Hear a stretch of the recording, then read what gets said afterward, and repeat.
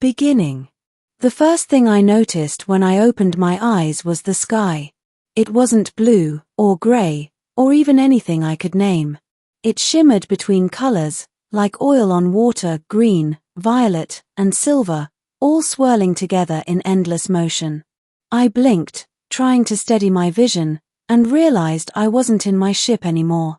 I was lying on soft ground, inside what looked like a tent, if you could call it that. The material above me was semi-transparent, rippling like thin liquid metal. I could see faint silhouettes of trees outside, each one tall and branching into glowing fronds that looked like veins of light. My head throbbed. The last thing I remembered was flying through a debris field near the edge of the Lyra system. My ship, the Odyssey, had been hit by a magnetic pulse.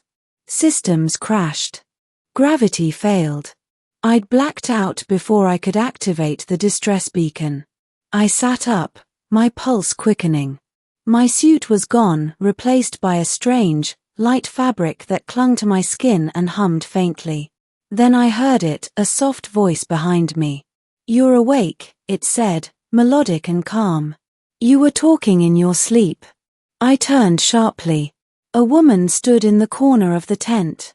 Her skin was a deep blue, faintly luminescent under the soft glow of the walls. Her hair shimmered like silver threads, moving slightly even though there was no wind. Her eyes, golden and bright, watched me with an expression that was both curious and familiar. What are you?" I stammered. She tilted her head slightly, as if amused. "You were dreaming about me," she said. "You spoke my name." What name?" "Lyra," she said softly. "That is my name." I froze. That name. I'd heard it before, recently, in fact. In my last dream, back on the Odyssey, I'd dreamed of a woman standing under a silver sky, whispering my name. I'd woken with the word Lyra echoing in my mind. My voice came out shaky. "How do you know that?" She smiled faintly. "Because I was the one who called you." Middle. I tried to stand, but the moment I did, my legs gave out. Lyra moved quickly, catching me before I hit the ground. Her hands were warm, too warm. Energy pulsed faintly through her touch, calming the dizziness in my head.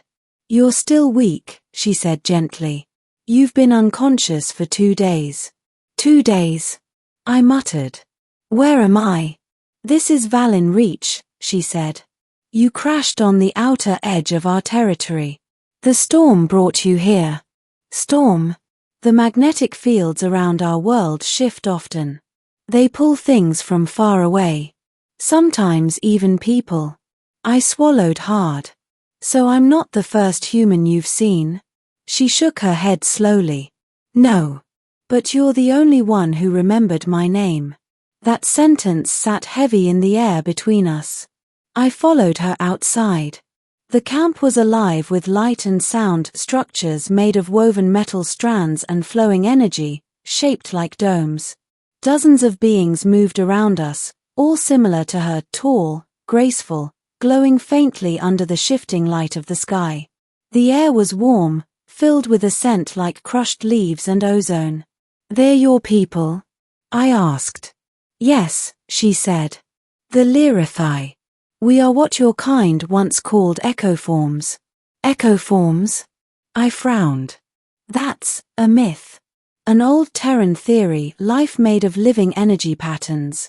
"Then your myths remember us well," she said softly. "We are what remains of the first travelers between stars. Our bodies adapt to the energy of each world we live upon." I looked around in awe. "And you saved me." Her smile softened. "I found you. The others wanted to leave you where you fell. But you said my name in your sleep. So I brought you back." I felt my chest tighten. "I don't understand. How could I know you?" Lyra looked out toward the horizon.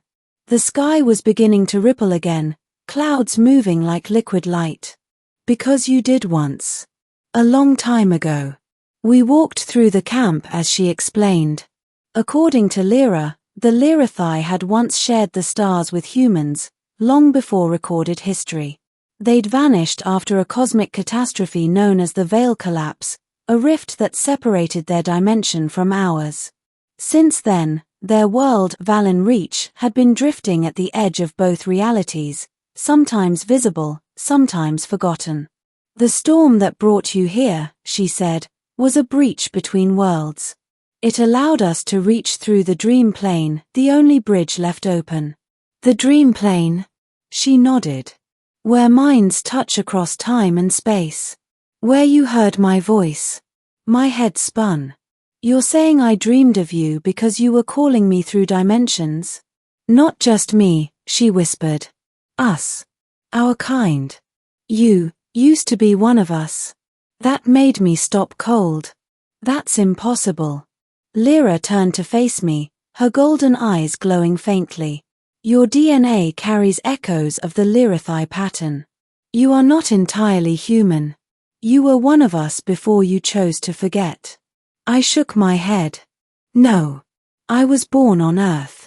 I trained for the Federation program. I've never." Her hand touched my chest.